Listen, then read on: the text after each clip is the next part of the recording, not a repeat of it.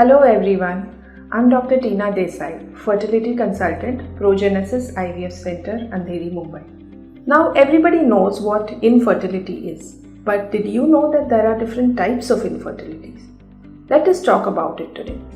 So there are two main types of infertilities. One is primary, where the woman has never conceived, and the other is secondary, where conception or pregnancy has occurred at least once in the past.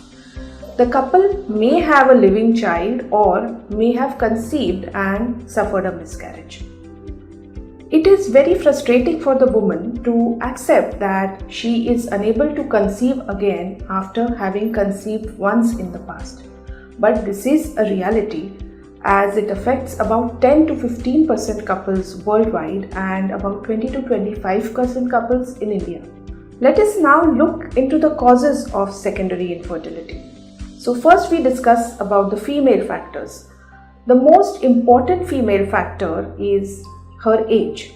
Now, as the age of the woman increases, the number and quality of eggs in her body reduces, which makes it difficult for her to conceive. Hence, a woman who has conceived easily in her 20s or late 20s may find it difficult to conceive after the age of 30. There are other conditions contributing to this, like hormonal imbalances because of polycystic ovaries or thyroid disorders, which can affect ovulation. The incidence of thyroid disorders increases after the age of 30 in women. There are other conditions like endometriosis, which can also make it difficult for her to conceive. Now, endometriosis is where the lining of the uterus starts growing outside the uterus, and it can affect her uterus as well as her ovaries by causing swelling of the uterus or causing ovarian cysts. The severity of endometriosis increases with the duration of the disease. And hence, as the woman grows older, the severity of endometriosis is likely to increase and make it difficult for her to conceive again. There are other benign conditions like uterine fibroids or polyps, which can affect implantation. Other factors contributing to infertility would be a scar in the uterus because of a previous cesarean section or previous uterine surgery for fibroids. Now, these conditions can affect the blood flow of the uterus and make it difficult for the embryo to implant. Next is the fallopian tubes. Now, the fallopian tubes, which might have been working normally in the past, may get affected because of infection later on. This can give rise to tubal blockages or hamper the normal functioning of the tube.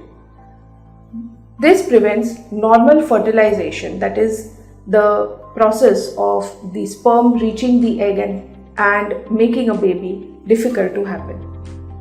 Next is infections. Now, any form of sexually transmitted infections can affect the uterus, tubes and ovaries and make it difficult for her to conceive. The incidence of infections increases as the woman grows older because the duration of her sexual active life is more. There are other factors contributing to infertility later on in life, like obesity, which can lead to hormonal imbalances and affect ovulation. Certain addictions like alcohol or tobacco or substance abuse, which can affect the quality of her eggs. Chronic stress, which again can interfere with ovulation. Certain complications because of previous surgeries, like any pelvic surgeries for gynec conditions or cesarean sections, can also lead to infertility later because of scarring and tissue loss. Next, we talk about the male causes of secondary infertility. Now, here again, age is an important factor. Age is responsible for decline in male fertility, though not as much as in women. As the man ages, there are certain hormonal changes in his body which can hamper the normal sperm production. With advanced age, the chances of having DNA damage in the sperms is also more. Now, such damaged sperms may not be able to fertilize the egg properly and hence give rise to infertility. With advanced age, there are chances of obesity or other medical disorders like thyroid, diabetes, which can also affect the sperm quality and its production. Infections, like any form of sexually transmitted infections, can also affect the sperm production. Many a times there can be a combination of male and female factors responsible for infertility. Now let us talk about the diagnosis.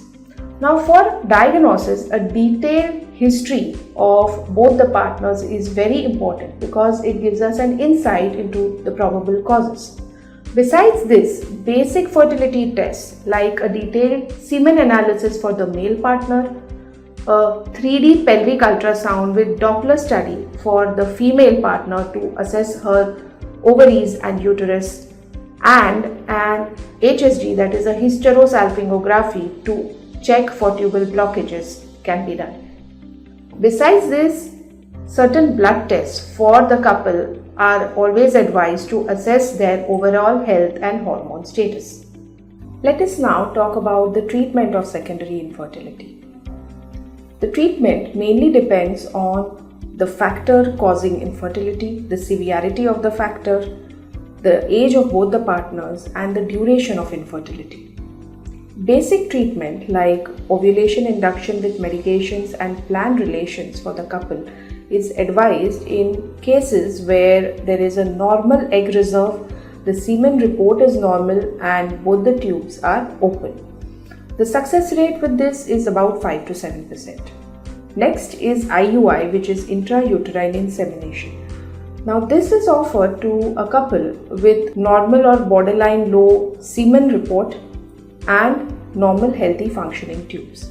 The success rate with this is about 15 to 18%. The third one is IVF, which is test tube baby. Now this treatment is usually offered when the egg reserve is less or the semen parameters are very low or the patient has tubal blockages. Certain cases of severe endometriosis or fibroids or failed IUI also benefit with IVF treatment. Now IVF sometimes becomes the mainstay treatment because by the time the couple decides to seek medical aid, their age has already advanced, affecting fertility parameters in both the male and female partner.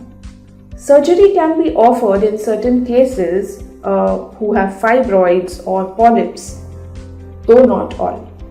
Apart from this, lifestyle modifications like weight loss, healthy eating habits, regular exercise, de-addiction, and stress reduction act as adjuvants to the above therapies. Secondary infertility is a frustrating reality for many couples.